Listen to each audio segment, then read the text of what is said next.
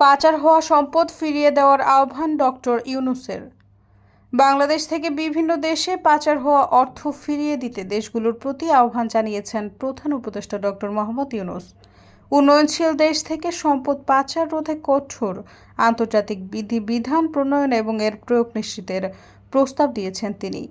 জাতিসংঘের সাধারণ অধিবেশনে বক্তব্য দেওয়ার সময় এ আহ্বান জানান তিনি। বাংলাদেশ সময় রাত 9:30টার দিকে মোহাম্মদ ইউনূসের ভাষণ শুরু হয়।